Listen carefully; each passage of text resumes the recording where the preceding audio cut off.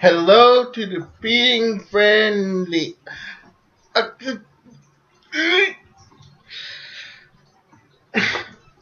Okay, one of these days I'm gonna go out and buy a professional webcam. So how was everyone's weekend? My God, Nintendo Direct was awesome. By the way, I called it again. I called Banjo in Smash. 2 for 2. I got Joker's moveset right, and I called Banjo. Sorry, I normally would be like all over the place, but it's like 12 in the morning and everyone's asleep. So I don't want to wake people up. I would have made this video sooner, but frankly, I couldn't. Homework sucks. I have a tournament this weekend, so if anyone wants to watch, go. I'll link the Twitch channel in the description below. If I forget, then someone remind me. Also, if you like this video, please give it a like, share with friends. Let's get that conversation started. So, I got a few notes that, of course, this isn't like a professionally done job, but I was researching eldricks for reasons, and I started to notice a few things, and I could be wrong, but I've been here to analyze and to give my speculation. So let's speculate and let's analyze. 3, 2, 1, go. So at 121, now there was a move called Sizzle. This move is your basic fire, like fire. You can't get any more basic than that. It has a low knockback, very low charge time, very low inning lag. He seemed to already be out of pose and ready to go by the time the person got hit. So this seemed to have some combo potential, especially with Eldrick's running speed.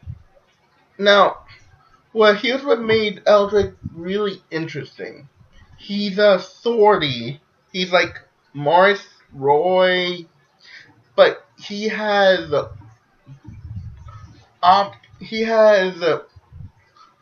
range and maneuverability, range of Robin.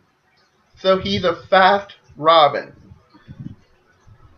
That's how I would describe him. So, with that said, now, at 123, we see a stronger form of this move. A lot of people state that this is a charge move, but I'll get to why I don't believe that. But no, I really don't think it's a charge move. In fact, I think this is like a different form of the move altogether. But yeah, I'll get to that. At 133, we see this Eldrick push his hands down and two giant tornadoes swing around him. And it knocks the enemy back, and Eldrick gets on stage. And then 123, we see this one move. But 132, we see this one move. It was that he runs his hand against his blade, and I believe that was like the incantation, and then swings it forward. And when he swings it forward, lightning shoots out of it. I believe this is like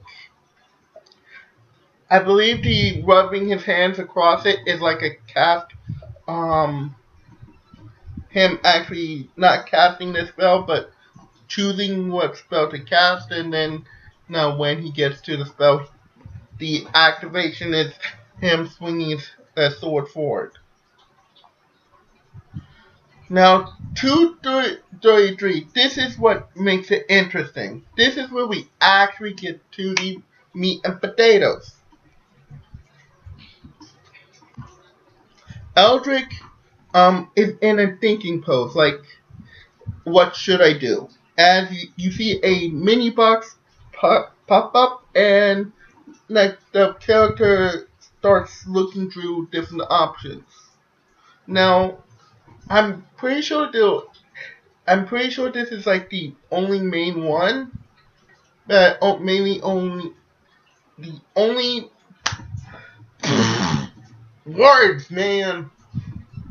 The only main fire attack, sizzle. So we see sizzle, oomph. I think I saw like rally, and then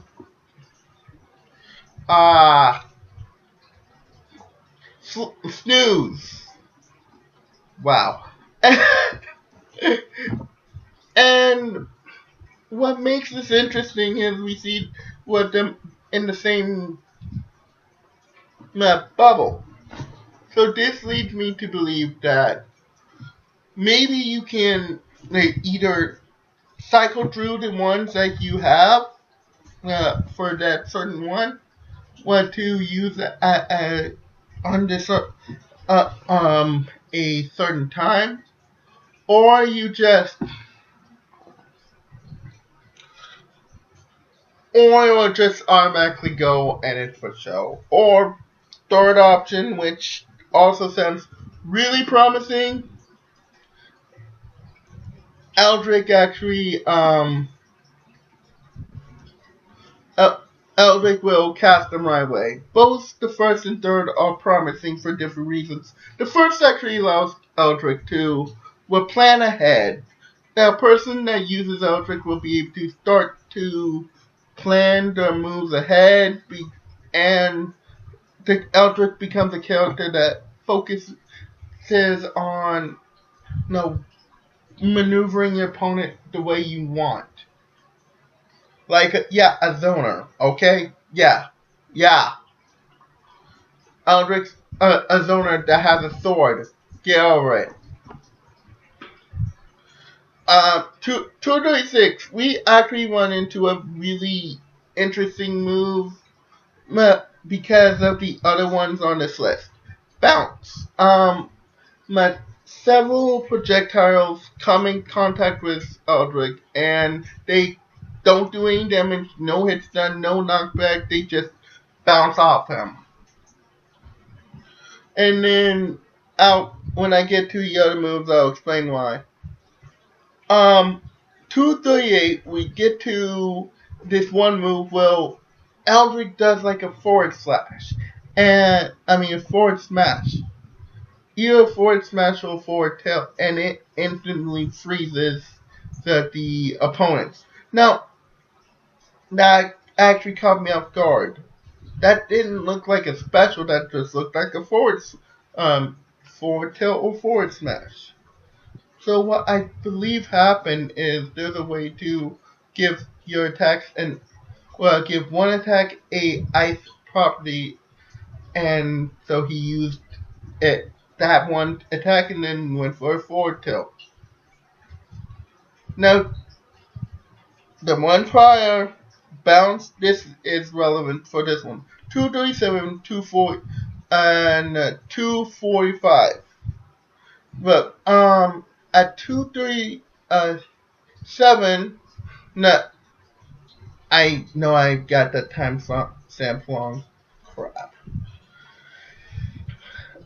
So at 237, the character Eldrick just instantly turns into a metallic ice object, and two characters, their attacks completely pass through him.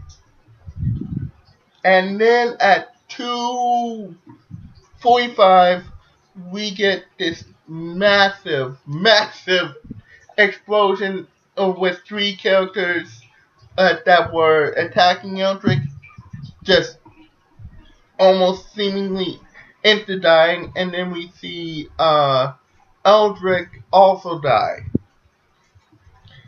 This move was called Kamikaze. And that had me thinking, is this like, what if each move it has several options, and you can store those options for later? So like, let's say I hit side B, and then I cycle through the different side Bs until I come across the one that I feel will help me win for in that situation, and instead of insta casting it, I just save onto it. That's a possibility. So what I think of Eldrick, I think he's gonna be a character that is very, very light. I think he's gonna be easy to be knocked off, but not have that many kill options. But with that said, I do think that he's gonna be a really solid ATO character. He's gonna have a lot of tools that appeal to people when they know what they're doing.